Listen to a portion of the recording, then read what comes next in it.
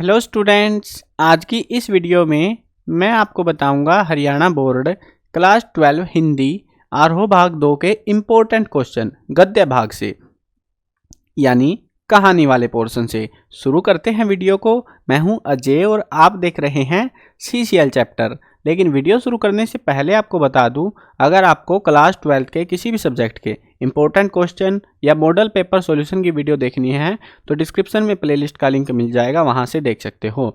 उसके अलावा अगर आपको क्लास 12 का स्टडी मटेरियल चाहिए तो गूगल पर जाकर सर्च कर लेना cclchapter.com। ये वेबसाइट है, CCL चैप्टर लिख के ढूंढोगे तो भी मिल जाएगी, cclchapter.com। इस वेबसाइट पर आपको हरियाणा बोर्ड क्लास 12 का सारा स्टडी मटेरियल मिल जाएगा। इस वेबसाइट पर आपको जो है मॉडल पेपर्स जो लॉन्च कर रखे हैं बोर्ड ने विद आंसर की, ठीक है, ओल्ड क्वेश्चन पेपर 2016 से 2023 तक के, मार्किंग स्कीम, कौन सी किताब कौन सा चैप्टर कितने नंबर का आएगा उसके रिगार्डिंग, सिलेबस और बाकी जो है बुक्स के कुछ सॉल्यूशंस वगैरह आपको इस वेबसाइट पर देखने को मिलेंगे।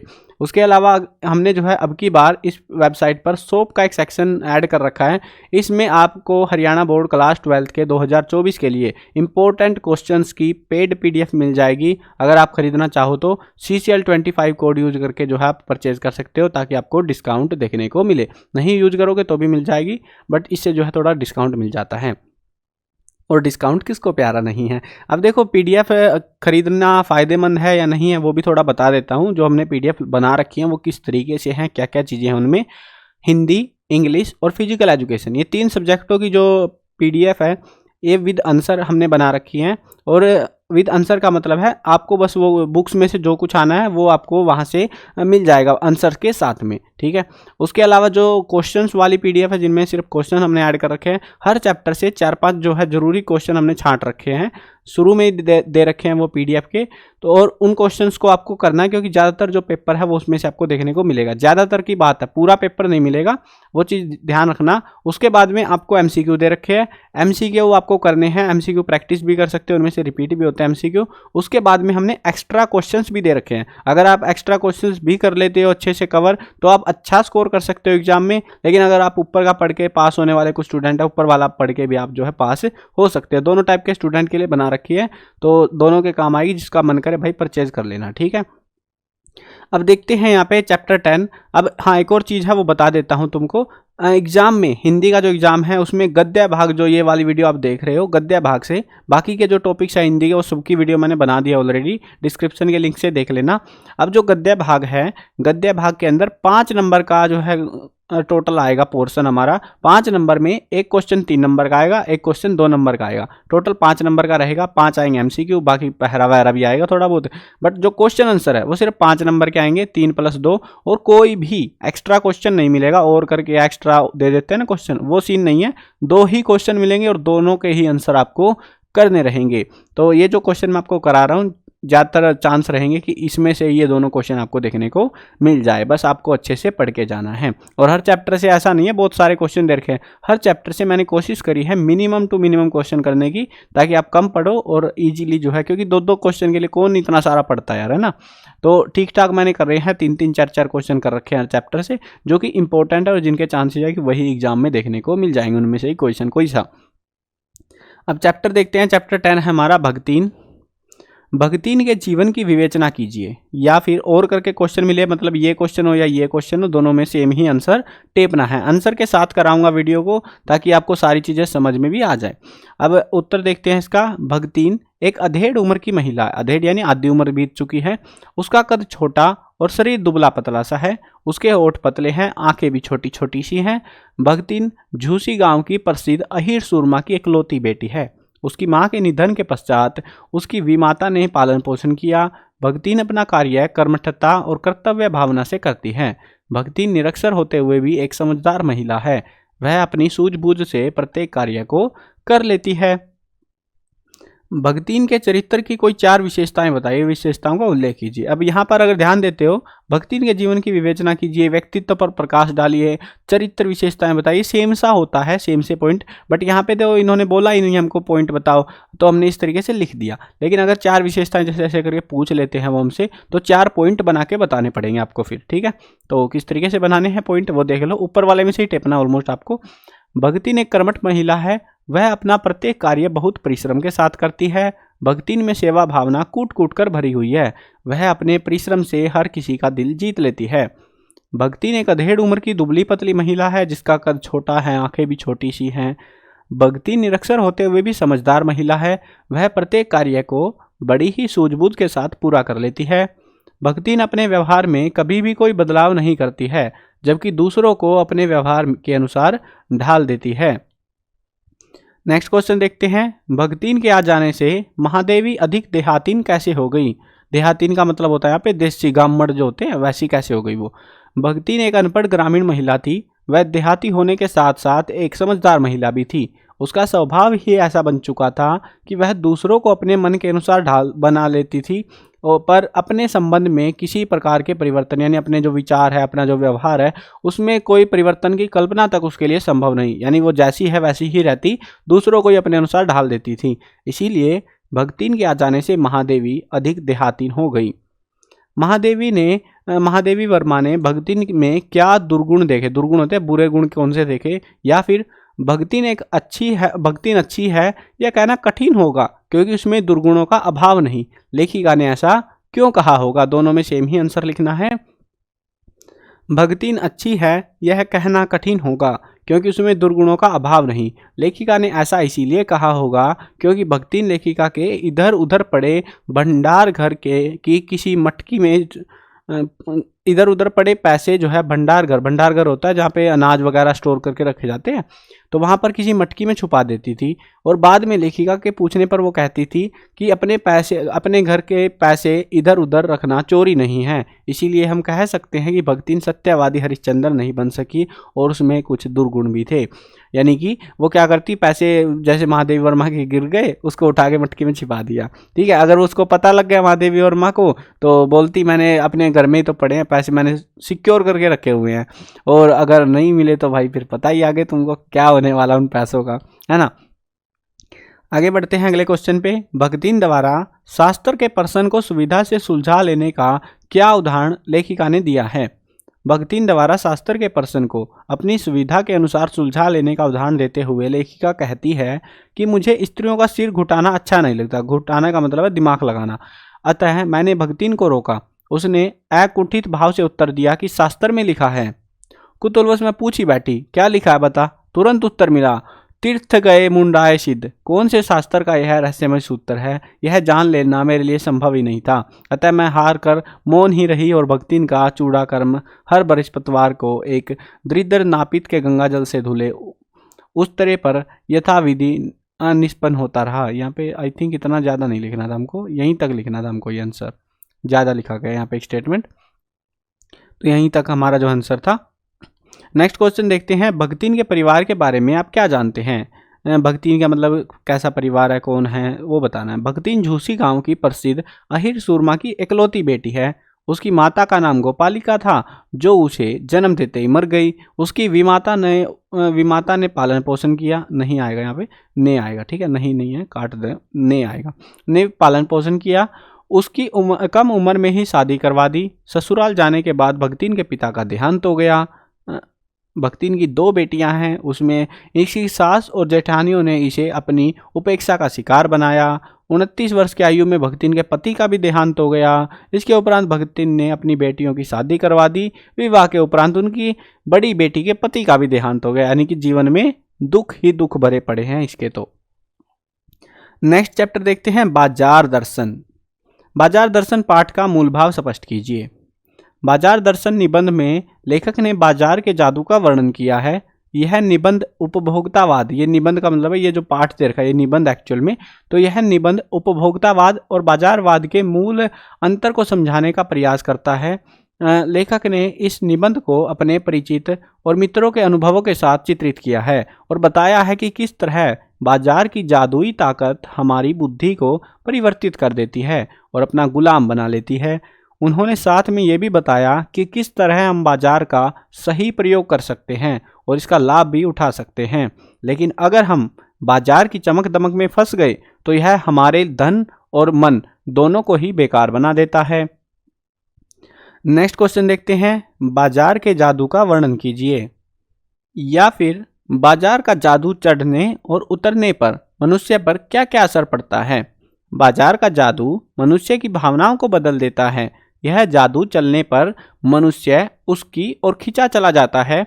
मनुष्य को सभी सामान जरूरी और आरामदायक प्रतीत होने लगते हैं, लेकिन जब यह बाजार का जादू उतरता है तो उसे आभास होता है, यानी कि महसूस होता है कि जो आरामदायक वस्तुएं उसने खरीदी थी अब वे उसे दुख पहुंचा रही हैं, क्योंकि उसने कर्जा ले लिया होगा।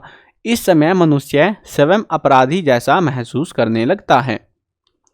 नेक्स्ट क्वेश्चन है, बाजार की सार्थकता पर प्रकाश डालिए, या फिर कह लो बाजार रूपन से क्या तात्पर्य है? किस प्रकार के व्यक्ति बाजार को सार्थकता प्रदान करते हैं? अथवा यानी नीचे आना था भी क्वेश्चन, बाजार की सार्थकता किस में है, वो भी आप कह सकते हो। ये सारी चीज़ों का एक ही जवाब रहेगा। बाजार रूपन से तात्पर्य सद्भाव की कमी से है। सद्भाव की कमी के कारण आदमी सभी को भूल जाता है। उस समय मनुष्य सभी के साथ ग्राहक जैसा व्यवहार करता है, चाहे कोई उसका भाई हो, मित्र या पड़ोसी क्यों ना हो। वह केवल अपने लाभ और हानि को ही देखता है। जो व्यक्ति है जानता है कि उसे किस वस्तु की आवश्यकता है, ऐसा व्यक्ति ही बाजार को सार्थकता प्रदान कर सकता है। यह लोग कभी भी परचेजिंग पावर के गर्व में नहीं डूबते। परचेजिंग पावर यानी कि आप कितना सामान खरीद के लाए हो, वो वाली पावर, ठीक है। मतलब होता है ना दिखावे वाले कि मैं तो देख 10 जोड़े भर के लाया हूँ, तो ऐसे करके। तो वो परचेजिंग पावर के गर्व में नहीं डूबते। उनको एक जोड़े की जरूरत थी, वो एक ही ले आए।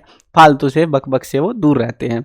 तो वही लोग सही मायने में बाजार को सार्थकता प्रदान करते हैं। अगला क्वेश्चन देखते हैं, काले मेघा पानी दे। बहुत ही प्यारा सा चैप्टर है ये। काले मेघा पानी दे संस्मरण का मूल भाव स्पष्ट कीजिए। काले मेघा पानी दे पाठ के माध्यम से लेखक क्या कहना चाहता है? काले मेघा पानी दे पाठ का प्रतिपाद्य स्पष्ट कीजिए। सब में एक ही आंसर आएगा। यहाँ पे समरी टाइप में लिखना होता है बेसिकली। काले मेघा पानी दे संस्मरण में, संस्मरण होती है अपनी पुरानी बीती यादें, उसके बारे में ये में लेखक ने लोक आस्था और विज्ञान के द्वंद्व को चित्रित किया है। लेखक ने अपने किशोर जीवन आना था के इस संस्मरण में दिखलाया है कि अनावृष्टि से, अनावृष्टि होता है सूखा पड़ना, से छुटकारा पाने हेतु गांव के बच्चों की इंद्र सेना द्वार द्वार पानी मांगती है। लेकिन लेखक इसे पानी की बर्बादी समझता है। लेखक की जीजी इसे अंधविश्वास न मानकर लोक आस्था और त्याग की भावना बताती है। लेखक के विचार अपनी जीजी से बिल्कुल नहीं मिलते और वह बार बार जीजी के तर्कों का खंडन करता है, यानी कि बार बार जो है विरोध करता है जो बातें वो बताती है। लेकिन जीजी की संतुष्टि के लिए वह इस रीति रिवाज को ऊपरी तौर पर मानता भी है। पाठ के अंत में लेखक ने देशभक्ति का परिचय देते हुए देश में फैले हुए भ्रष्टाचार का भी चित्रण किया है। काले मेघा पानी दे संस्मरण में भ्रष्टाचार पर किस प्रकार से व्यंग्य किया गया है? काले मेघा पानी दे संस्मरण में लेखक ने देश में फैले भ्रष्टाचार के प्रति गहन चिंता व्यक्त की है और उन लोगों के प्रति कटाक्ष किया है जो आज भी पश्चिमी संस्कृति और भाषा के अधीन है, यानी कि वेस्टर्नाइजेशन, जो अंग्रेजों के मानसिकता लेके बैठे हुए हैं आज भी, और देश में हो रहे भ्रष्टाचार को अनदेखा कर रहे हैं।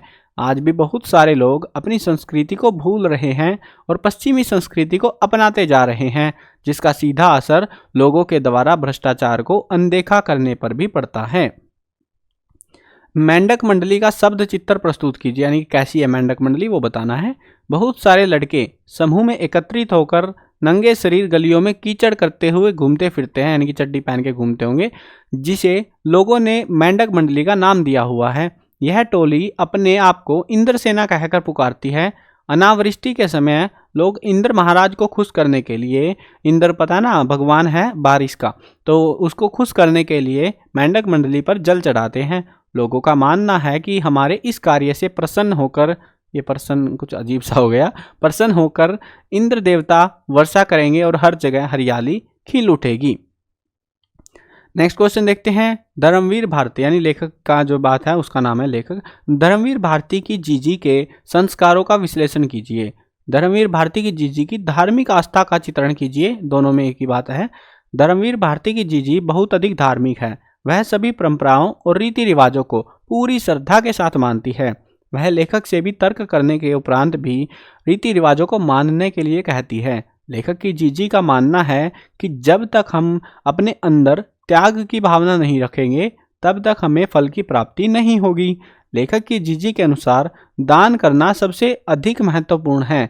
इसके माध्यम से हम अपनी श्रद्धा को भी व्यक्त करते हैं और लोगों की मदद करते हैं। नेक्स्ट चैप्टर देखते हैं, पहलवान की ढोलक। पहलवान की ढोलक कहानी का उद्देश्य स्पष्ट कीजिए या उद्देश्य लिखिए।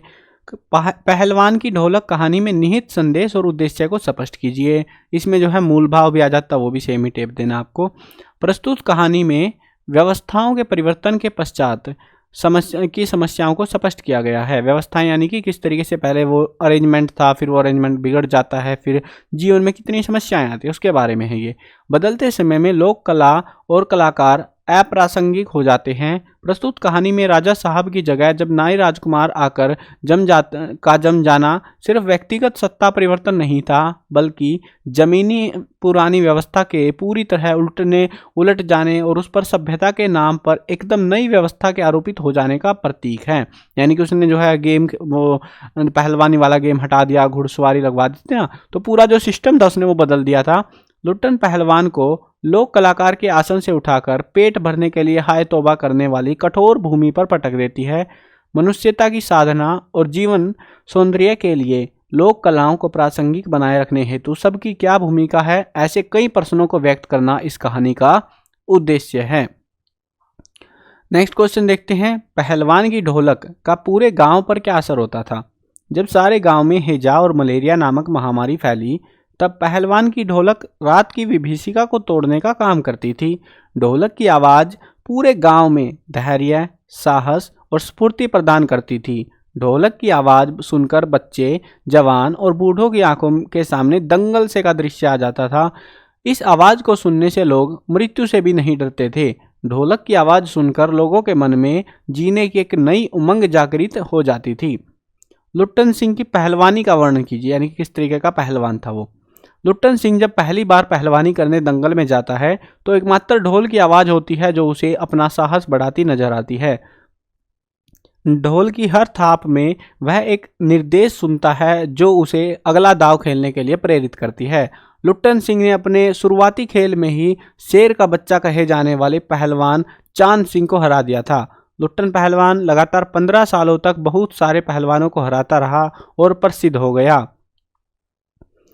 राज दरबार से निकाले जाने के बाद लुट्टन पहलवान और उसके बेटों की आजीविका कैसे चलती थी, यानी खर्चा पानी कैसे चलता था, वो पूछ रहे हैं। राज दरबार से निकाले जाने के बाद लुट्टन पहलवान अपने दोनों बेटों के साथ गांव लौट आया और वहीं पर रहने लगा। वहां गांव वालों ने एक झोपड़ी उनके लिए बांध कर दे दी। उसने गांव के बच्चों को कुश्ती सीखने के लिए स्कूल खोला, लेकिन गाँव वाले कुश्ती सीख कर करते भी क्या, है ना, क्या कर लेते, वह स्कूल खाली पड़ा रहा। पहलवान के दोनों बेटे दिन भर मजदूरी करके जो कुछ भी लाते उन्हीं से उसका गुजारा होता था। लुट्टन सिंह ने चांद सिंह को किस प्रकार हराया, मतलब वर्णन करना है किस तरीके से हुआ था वो पूरा इंसिडेंट। लुट्टन सिंह ने शेर का बच्चे के नाम से पहचाने जाने वाले पहलवान चांद सिंह को चुनौती दे दी। चांद सिंह ने उसकी चुनौती स्वीकार की और मुकाबला शुरू हुआ। लुट्टन बड़ी ही सफाई से आक्रमण को संभाल कर उठ खड़ा होता, लेकिन एक बार चांद सिंह ने उसे पकड़ लिया और उसे बेहोश करने की कोशिश करने लगा। लुट्टन पहलवान की छाती फटने को हो रही थी, आंखें बाहर निकल रही थी, लेकिन उसने ढोल की आवाज़ पर अपने आप को जो है लुट्टन पहलवान ने प्रोत्साहित किया और चांद सिंह का दाव काट दिया। लुट्टन ने चालाकी से दाव और जोर लगाकर चांद को जमीन पर गिरा दिया और उसे चारों खाने चित्त कर दिया। इस प्रकार लुट्टन सिंह ने शेर का बच्चा कहे जाने वाले चांद सिंह को हरा दिया। लुट्टन सिंह के जीवन की त्रासदी का वर्णन कीजिए। त्रासदी होता है दुख, तो उसका वर्णन करना है। क्या क्या पीड़ाएं उसको जीवन भर हुई वो बतानी है। लुट्टन पहलवान के माता पिता उसे 9 वर्ष की आयु में छोड़कर चल बसे, लेकिन उसकी शादी हो चुकी थी, बाल विवाह हो गया था, बहुत बाल विवाह था ये तो। विधवा सास ने उसका पालन पोषण किया। पहलवान चांद सिंह को हराने के बाद लुट्टन को दरबार में जगह मिल गई, लेकिन जब राजा की मृत्यु हुई तो और नए राजकुमार आए तो उन्होंने उसे दरबार से निकाल दिया। अब उसके दोनों पुत्रों के साथ वो गांव लौट आया और वहीं पर रहने लगा। वहां गांव वालों ने एक झोपड़ी उसके लिए बांध दी। उसने गांव के बच्चों को कुश्ती सिखाने के लिए स्कूल खोला, लेकिन वो भी खाली पड़ा रहा। एक बार गांव में अनाज की कमी हो गई और साथ ही महामारी भी फैल गई।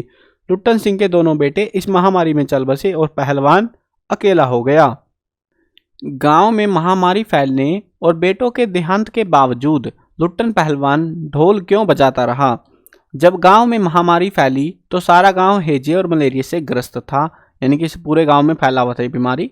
गांव में चारों ओर हाहाकार मचा हुआ था, घर के घर खाली हो रहे थे। रात के समय चारों ओर सन्नाटा हो जाता था। उसी रात की विभीषिका को तोड़ने और लोगों के जीवन में उमंग पैदा करने के लिए लुट्टन पहलवान ढोल बजाता था। लेकिन जब उसके दोनों बेटे भी इसी महामारी की चपेट में आ गए, तब भी वह ढोल बजाता रहा। यहाँ पे लुट्टन नहीं आएगा, लुट्टन पहलवान आएगा, स्पेलिंग मिसटाइप हो रखी है, देखो हो जाती है यार, हिंदी में लिखते टाइम हो ही जाती है छोटी मोटी गड़बड़। लुट्टन पहलवान ने ऐसा इसीलिए किया क्योंकि उसके बेटों ने उसे उठा पटक दो वाली ताल बजाने को कहा था। वह अपने बेटों की अंतिम इच्छा पूरी करने के लिए उनकी मृत्यु के उपरांत भी ढोल बजाता रहा। नेक्स्ट चैप्टर है सीरीज के फूल। सबसे पॉपुलर क्वेश्चन यही है इसमें से अगर पूछते हैं, लेखक ने सीरीज को कालजयी अवधूत की तरह क्यों माना है, या फिर सीरीज को अवधूत क्यों कहा गया है? लेखक ने सीरीज को कालजयी अवधूत की तरह इसीलिए माना है क्योंकि जिस प्रकार अवधूत मस्त, फक्कड़ और सरस और मादक होते हैं, उसी प्रकार सीरीज के फूल भी फक्कड़ होकर ही उपजते हैं। जैसे अवधूत विपरीत परिस्थितियों में भी संसार को जीने की प्रेरणा देते हैं, उसी प्रकार भयंकर गर्मी की लू में यह फूल खिलता है और चारों ओर सुंदरता बिखेरता है। सीरीज के ऊपर गर्मी और वर्षा का कोई भी बुरा प्रभाव नहीं पड़ता है। सीरीज की महिमा का वर्णन कीजिए।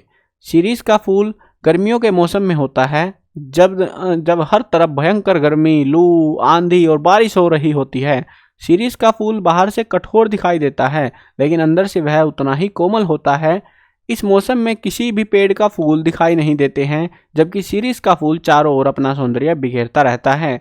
लेखक ने इसे कालजयी अवधूत की तरह माना है। सीरीज का फूल लोगों को कठिन और प्रतिकूल परिस्थितियों में भी जीने की प्रेरणा देता है।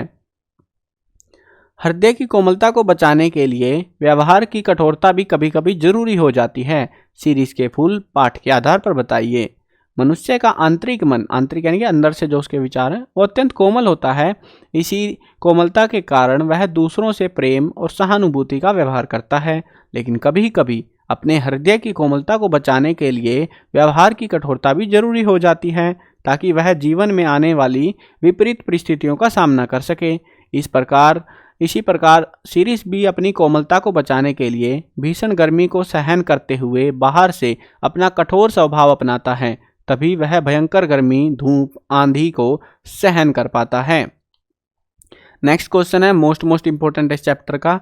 सीरीज के फूल पाठ का निबंध है, वैसे निबंध का मूल भाव स्पष्ट कीजिए। सीरीज के फूल निबंध की मूल चेतना लिखिए। सीरीज का फूल पाठ के माध्यम से लेखक क्या कहना चाहता है। सीरीज के फूल निबंध का प्रतिपाद्य स्पष्ट कीजिए। सब में सेम ही आंसर टेपना है। सीरीज के फूल आचार्य हजारी प्रसाद द्विवेदी द्वारा रचित निबंध लोगों को जीने की प्रेरणा देता है। लेखक ने निबंध के माध्यम से लोगों को प्रतिकूल परिस्थितियों में भी साहस और कठोरता के साथ जीवन यापन करने को कहा है। जिस प्रकार सीरीज का फूल गर्मियों के मौसम में खिलता है, जब हर तरफ गर्मी, लू, आंधी और बारिश हो रही होती है। सीरीज का फूल बाहर से सख्त दिखाई पड़ता है, लेकिन अंदर से उतना ही कोमल होता है। इस मौसम में किसी और वृक्ष का कोई फूल दिखाई नहीं पड़ता, लेकिन सीरीज का फूल ऐसी परिस्थिति में भी खिलकर चारों ओर अपना सौंदर्य बिखेरता रहता है। यह फूल इतना कठोर होता है कि वसंत के आ जाने पर भी नहीं झड़ता है। लेखक को यह उन नेताओं की याद दिलाता है, ये जो सीरीज का फूल है वो उन नेताओं की याद दिलाता है जो अपना साथ छोड़ने को तब तक तैयार नहीं होते जब तक नई पीढ़ी के लोग उन्हें धक्का मारकर निकाल नहीं देते। लेखक ने मनुष्य को, यहाँ पे सीरीज आएगा, सीरीज के फूल के माध्यम से प्रेरणा दी है कि सुख दुख में कभी हमें हार नहीं माननी चाहिए। नेक्स्ट एंड लास्ट चैप्टर है हमारा श्रम विभाजन और जाति प्रथा, मेरी कल्पना का आदर्श समाज। जाति प्रथा को श्रम विभाजन का ही एक रूप न मानने के पीछे अंबेडकर ने क्या तर्क दिए। जाति विभाजन को श्रम विभाजन का ही रूप न मानने के पीछे अंबेडकर ने निम्नलिखित तर्क दिए।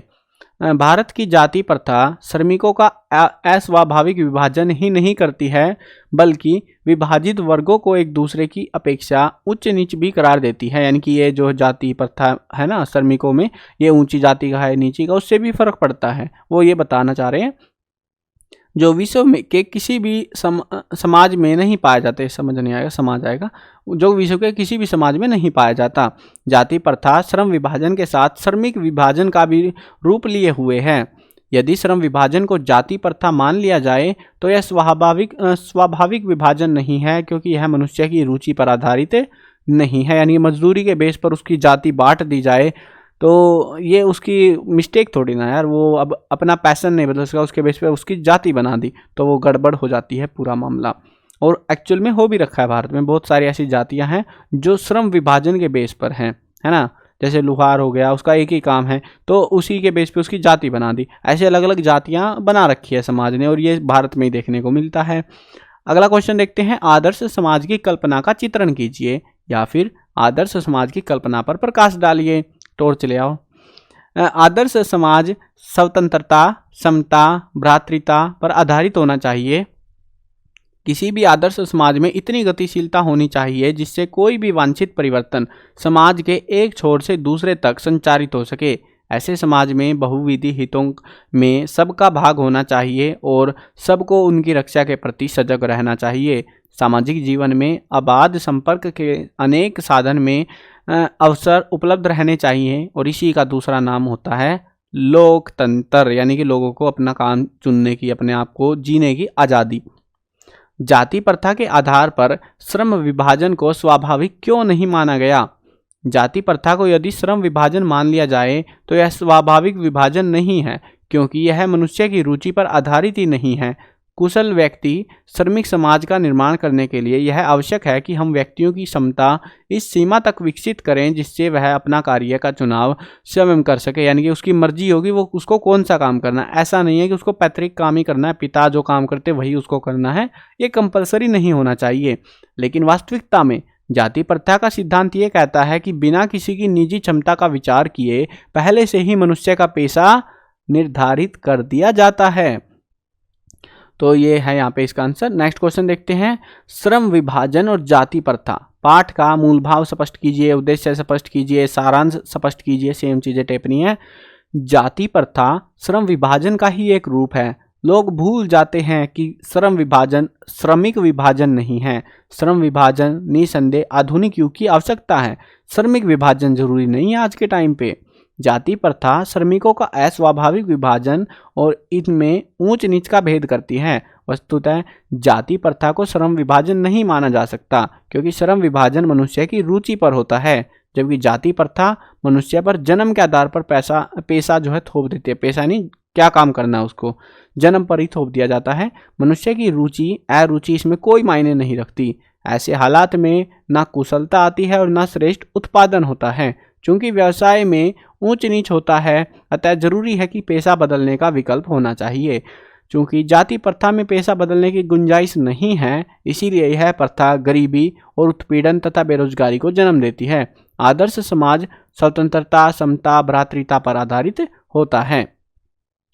लेखक के मत से दासता की व्यापक परिभाषा क्या है? लेखक के अनुसार दासता से अभिप्राय केवल कानूनी पराधीनता से नहीं है, बल्कि दासता तो वह स्थिति है जिसमें कुछ लोगों को दूसरे लोगों द्वारा निर्धारित व्यवहार और कर्तव्यों का पालन करने के लिए मजबूर होना पड़ता है। यह स्थिति कानूनी पराधीनता न होने पर भी पाई जा सकती है। तो ये थे आपके टोटल क्वेश्चंस। बाकी ये जो मैंने पढ़ाया आपको ये पेड पीडीएफ से पढ़ाया, और इस तरीके से आपको एमसीक्यू वगैरह सब कुछ मिलेगा पीडीएफ में। आप चाहो तो वेबसाइट से परचेज कर सकते हो। देखो प्रैक्टिस करने के लिए बहुत सारे क्वेश्चन दे रखे मैंने अलग अलग, तो चाहो तो परचेज कर सकते हो। बाकी वीडियो देखनी है वीडियो भी देख सकते हो, आपको जो है यूट्यूब चैनल पर मिल जाएंगी। डिस्क्रिप्शन में लिंक है इंपॉर्टेंट क्वेश्चन का, वहाँ से सारी जो वीडियोज़ है वो आप देख सकते हो। और हाँ, अगर चैनल पर नए हो और सब्सक्राइब नहीं कर रखा तो चैनल को सब्सक्राइब भी कर लो, ताकि जो भी अपडेट आपको मिलते रहें, अपडेट हम डालें या वीडियो आपके लिए बनाएं तो आपको टाइम से पता लगता रहे। मिलते हैं नई वीडियो में, बाय बाय।